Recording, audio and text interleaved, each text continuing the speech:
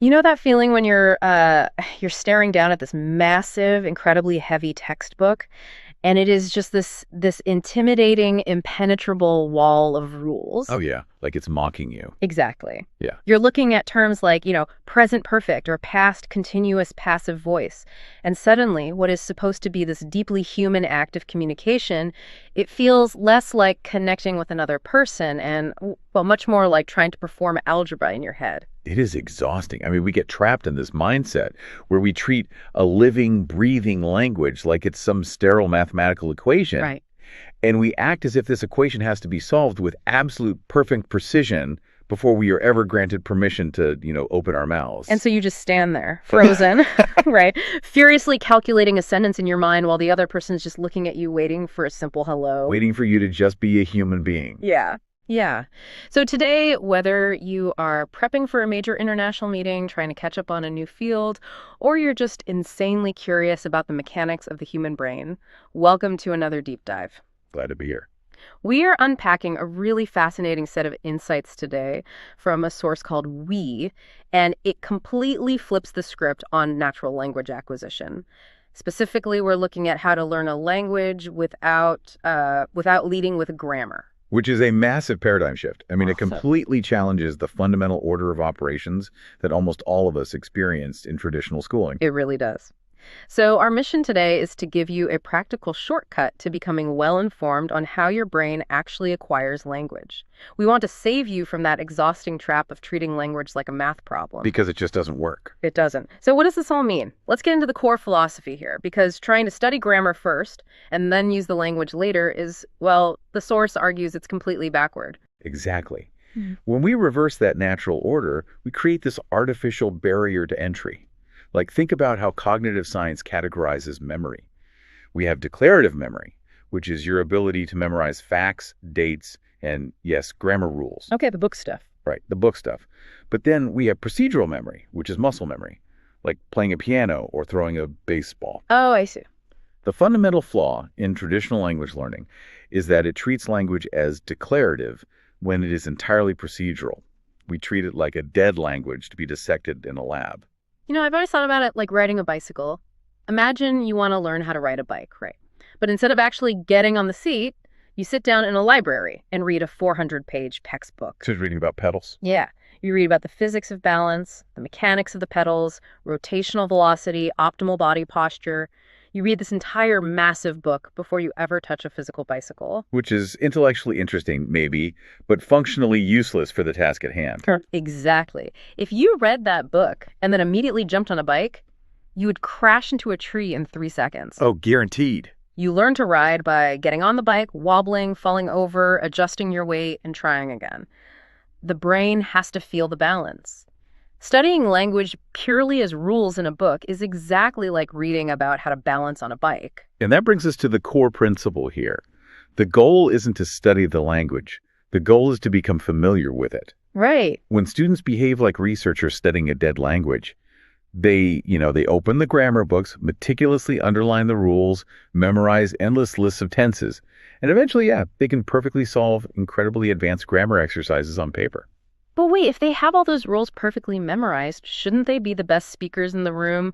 Why do they inevitably freeze up the second they step out of the classroom? Because they're trying to access declarative memory in a real-time situation that actually requires procedural memory. Someone walks up to them in a coffee shop and says, "Hey, how's it going?" And their brain literally locks up. It's like a computer crashing. Exactly. It's desperately searching a mental filing cabinet for the correct response, analyzing the tense, checking the verb conjugation. That sounds exhausting. It is, and that process takes seconds. But in human conversation, a 3-second delay feels like an eternity. They have all the data, but absolutely no familiarity with the physical skill of using it. Meanwhile, you have people with highly imperfect grammar who are out there speaking fluently. Right, because they trained their ears and their brains through actual exposure. Okay, let's unpack this because exposure is the magic word here. But I can hear people listening to this and thinking, exposure sounds great, but do I need to pack up my entire life, quit my job, and move to another country just to get this immersion? The old move to Paris advice. Yeah, exactly, because that has always been the classic advice. If you want to learn, go live in London or New York for a year. Look, That is a wonderful experience if you have the resources, but it is fundamentally not a requirement anymore. Yeah. People still cling to this outdated idea that immersion only happens when you physically cross a border, Right. but your smartphone alone can create a total immersion environment if you curate it properly.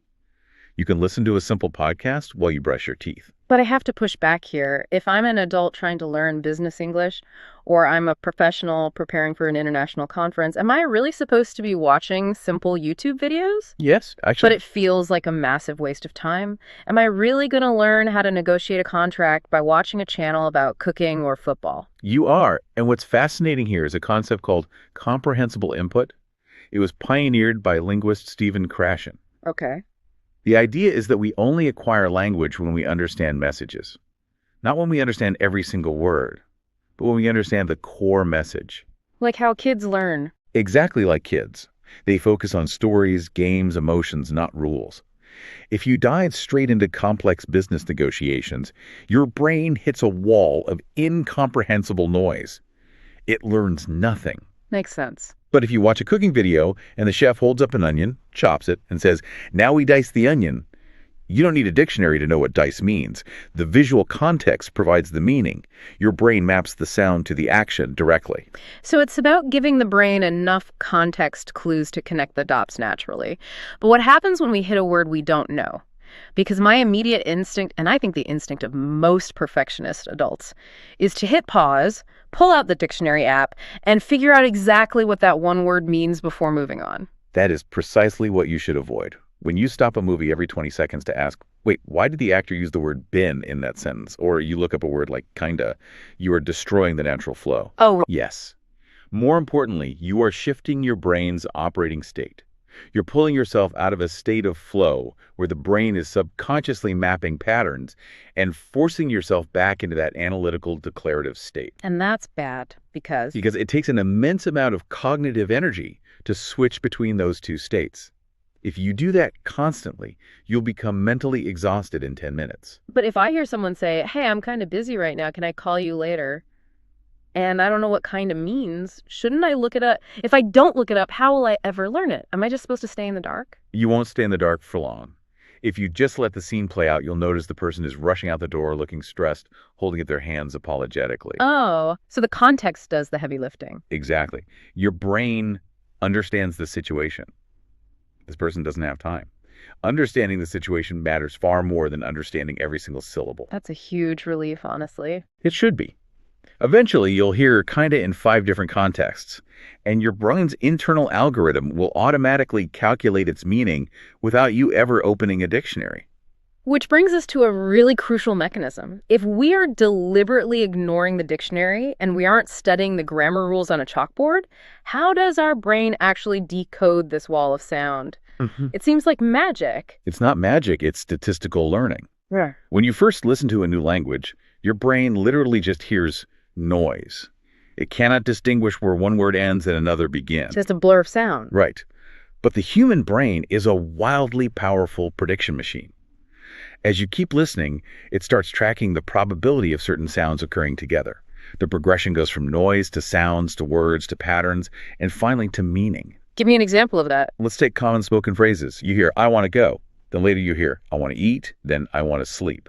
The brain calculates that the sound wanna almost always precedes a verb. It subconsciously recognizes how the reduction works in place of want to. Nobody had to sit you down and give you a formal lecture on phonetic reductions. Wow. The statistical pattern just taught you automatically. Exactly. The noise broke down into sounds, the sounds separated into words, and so on. But that requires massive amounts of listening. Absolutely. And listening is arguably the most underrated, avoided skill because it feels so passive and simultaneously overwhelmingly difficult at first. Right, because the words just bleed together into a giant word soup. It's like going to the gym. You can't go to the gym, lift heavy weights for 5 hours on the Sunday, and expect to look in the mirror on Monday and be totally ripped. Right, it doesn't work that way. Language is exactly the same. Yeah. Consistency is infinitely more powerful than intensity. Listening to a podcast for 20 minutes every single day gives your brain a steady stream of data.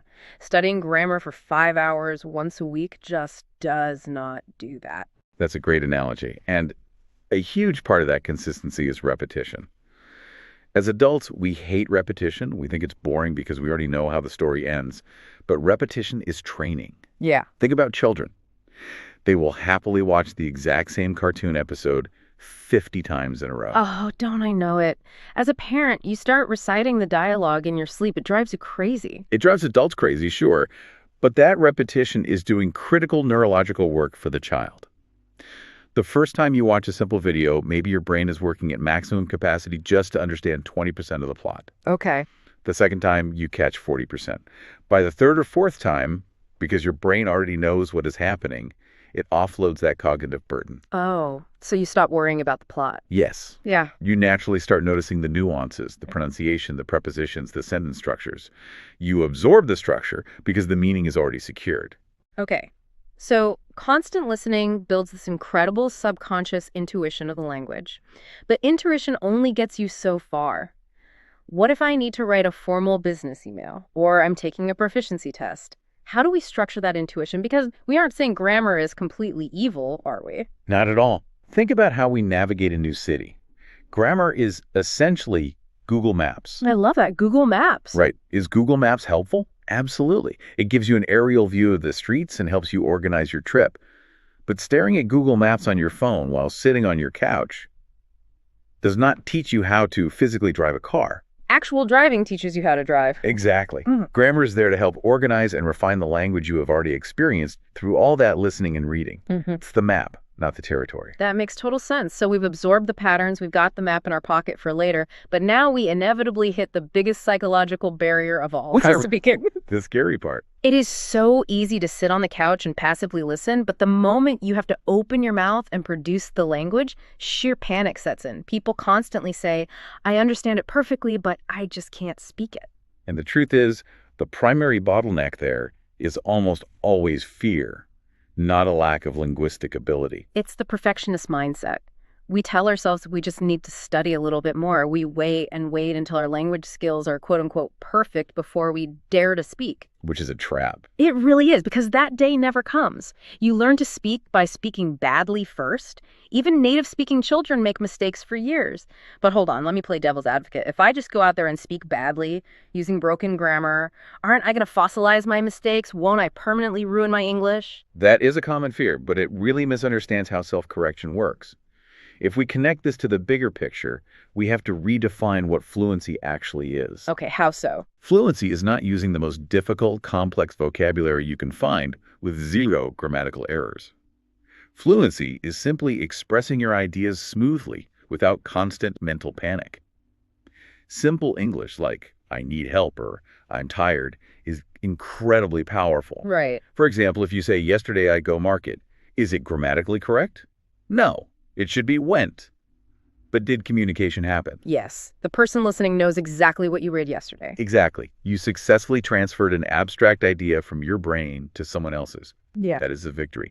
And regarding fossilization over time, as you keep getting massive amounts of exposure, your brain naturally self-corrects. Because you hear the correct version so much. Yes, you'll hear native speakers say, yesterday I went to the market, so many times that your statistical engine will update. Eventually, saying, I go market, will start to physically sound weird to your own ears. But there is a massive roadblock that stops this natural flow of communication, and that is mental translation.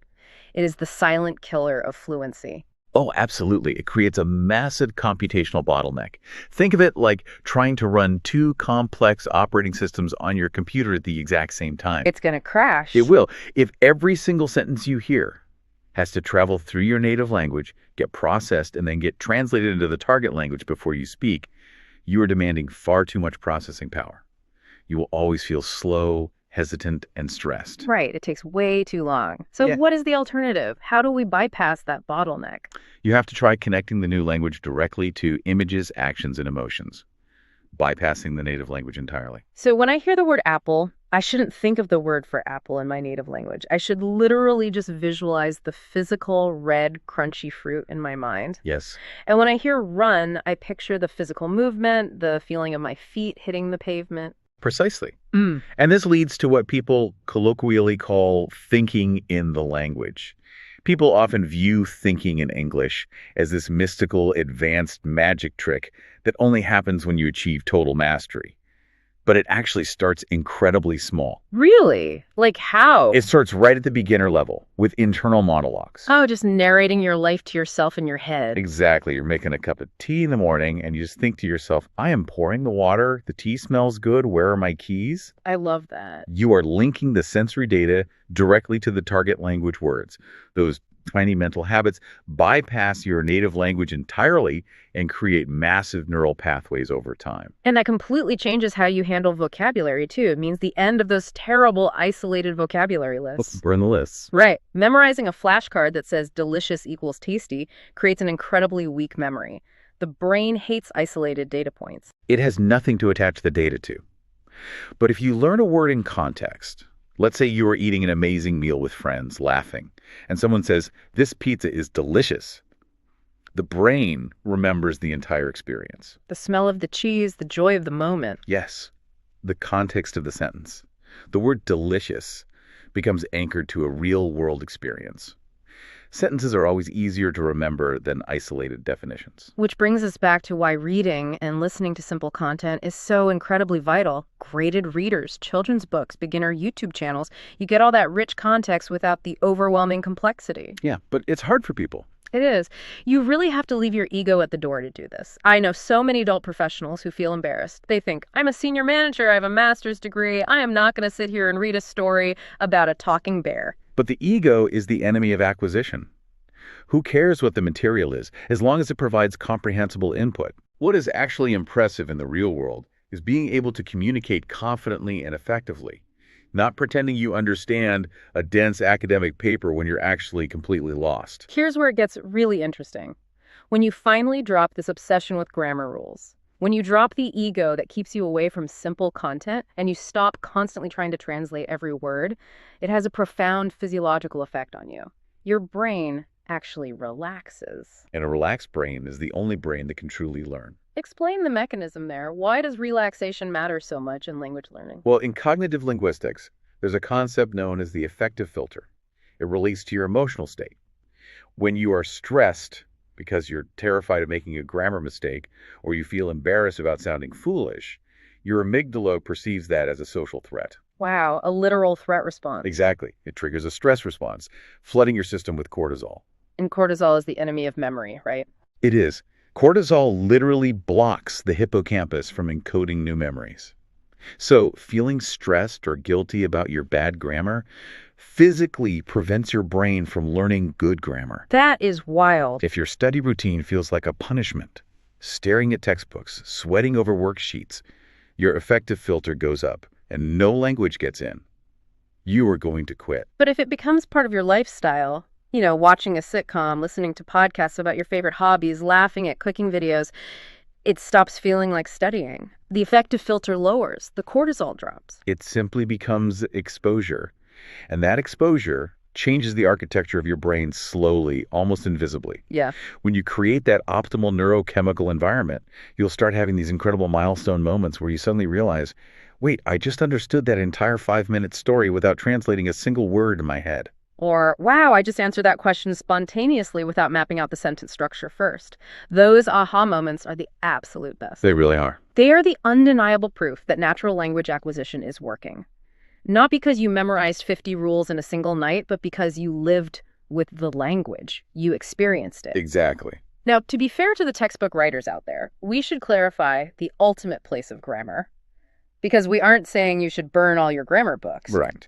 Eventually, if you need to write a formal thesis or pass a highly specific proficiency exam or polish your accuracy to a near native level, grammar becomes a highly useful tool. A diagnostic tool. Right. But the crucial difference is the timing. By the time you reach that advanced stage, you aren't trying to build a house with the blueprints alone. You already have the foundation. Makes sense. The grammar rules suddenly make perfect sense because your brain already knows intuitively what sounds right. You are simply organizing, labeling, and polishing the vast amount of knowledge you've already naturally absorbed. It really is the difference between looking at the Google map after you've driven around the neighborhood for a year versus trying to memorize the map before you even own a car. Precisely. The people who reach fluency the fastest are rarely the ones studying the hardest in a traditional punitive sense. They're the ones who spend the most time immersing themselves in the language without fear, letting their brains do what they evolved to do. So let's summarize the new rules of engagement we've unpacked today. You need to listen massively. Let the statistical engine of your brain do the work. Yep. Read simple things. Leave the ego behind. Kids' books and graded readers are incredibly effective tools. Watch content you genuinely enjoy so your brain enters a flow state. Embrace repetition as training. Speak without fear, knowing that communication is the goal and mistakes are inevitable. That's huge. And stop trying to run two operating systems at once. Ditch the mental translation and link words directly to concepts. Focus on meaning first and let grammar be a light guide for polishing, not a strict master for building. Language is communication. It is not a sterile science project. It really isn't. Yeah. And, this raises an important question, though, and I think it's a powerful reframing worth leaving you to ponder. Oh, let's hear it. If language thrives, when we stop treating it like a stressful math equation and start treating it like a living thing to simply be experienced, what other hard skills in your life, whether it's learning to code, public speaking, or picking up a complex new hobby, are you currently treating like a stressful science project when you really should just be experiencing them? Wow, that is a fantastic reframing. Throw away the 400-page book on how to pedal and just get on the bike. Let yourself wobble, let yourself fall. I love that. Well, thank you so much for joining us on this deep dive. We hope it gave you some practical shortcuts, a deeper understanding of your own brain, and a little less stress in your learning journey. Keep exploring, keep learning, and keep finding those aha moments. We'll catch you next time.